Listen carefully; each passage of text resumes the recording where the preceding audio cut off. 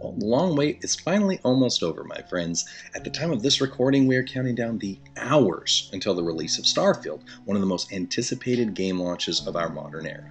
While game release dates can be fickle, see Starfield's previous launch date, we are seeing all the signs that point to its imminent arrival.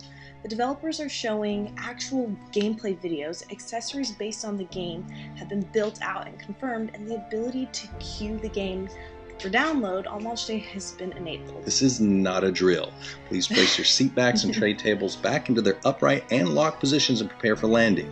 We finally have a date with Destiny that cannot be denied. No, not that Destiny game. Sorry, Bungie. For a little while, we're going to need you to pack up your things and prepare to be offloaded so we can make room for the installation of a game that we'll be playing instead of you for quite some time. Starfield is on its way. It's time for us to clear the decks because we are go for launch. Starfield represents more than just yet another open world experience in a sci-fi setting. I mean, we've already been there, we've done that. We have the achievements to remind us just in case we forget. The title has captured the eyes and the attention of gamers across multiple genres because it represents the first game that Bethesda has personally developed based on an original IP in 25 years. And if this game lives up to its pre-release description of being Skyrim in space, we're all about to lose a lot of time off of our gaming calendars to this one. I don't know about you, but in my experience with Bethesda's previous releases from their massively successful Fallout and Elder Scrolls franchises, I have spent hundreds of hours exploring these worlds, and now that my available gaming time is more limited than ever, with a little baby on the way, taking on the mission of exploring Starfield's vast galaxy of planets means I have something I need to do before I embark on this new adventure. Actually, I have several things that I need to do. Or even more accurately, I have some games I need to finish before Starfield arrives, and I run out of time to play them. Now that I know that I'm running out of time, I have some games that I was in the middle of playing that I need to wrap up with urgency. Because once I've crossed the event horizon of Starfield's gravitational pull, it is game over for those titles. Perhaps permanently. Whether you are a fan of Starfield looking forward to a different upcoming game or simply trying to finish a game before it leaves Microsoft's Game Pass service, we all have a very similar problem in our gaming experiences.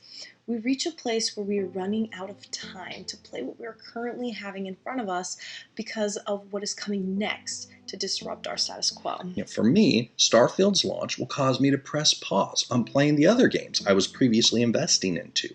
And if history repeats itself, those games will get pushed off of my hard drive, fade into the background, and remain in a state of about 86% completion for the rest of all time.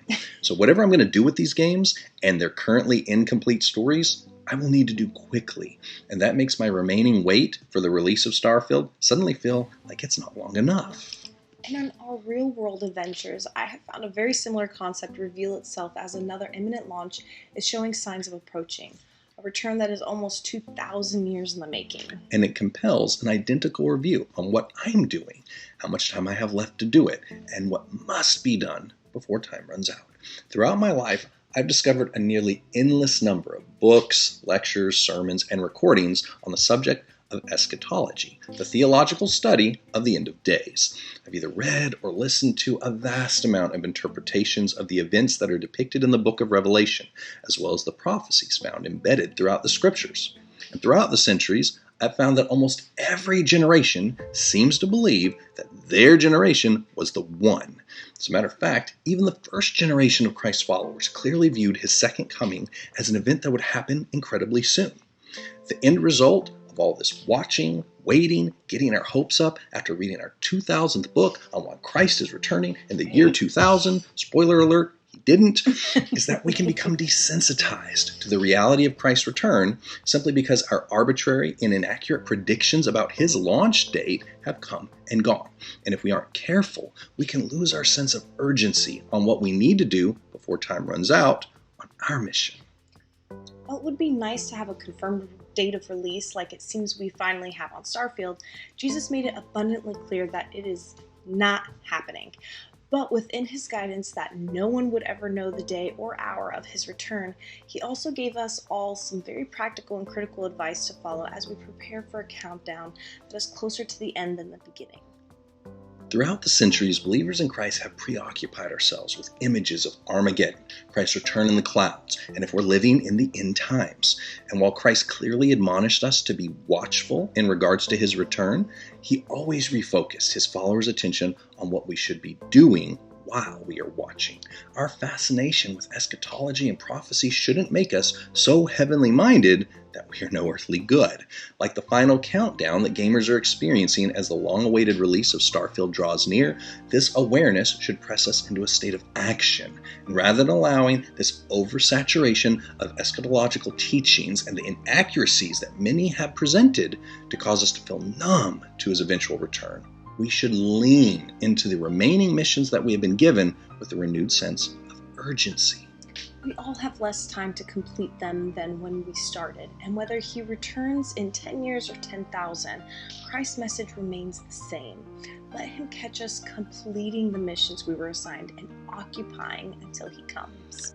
As the calendar slowly ticks down on the days until Starfield's release, I know that anything I want to do in the games I'm currently playing will need to be done before it gets here, or they might not ever get done. And as I see the day approaching, many of the smaller and less critical side missions I was chasing in these incomplete games suddenly decreases in importance as I realize I need to wrap these stories up before I no longer have time to see them through to their ending. As my awareness of the limited time that I have left with each of them reaches a greater state of clarity, the actions I take while playing them are infused with a greater sense of purpose and priority, so I can at least see them through to the respective end games before placing them back on the shelf for the final time. And in the same spirit, whether Christ returns in my lifetime or my great-great-great-grandchildren's, we all know we have less time playing this game of life than when we started.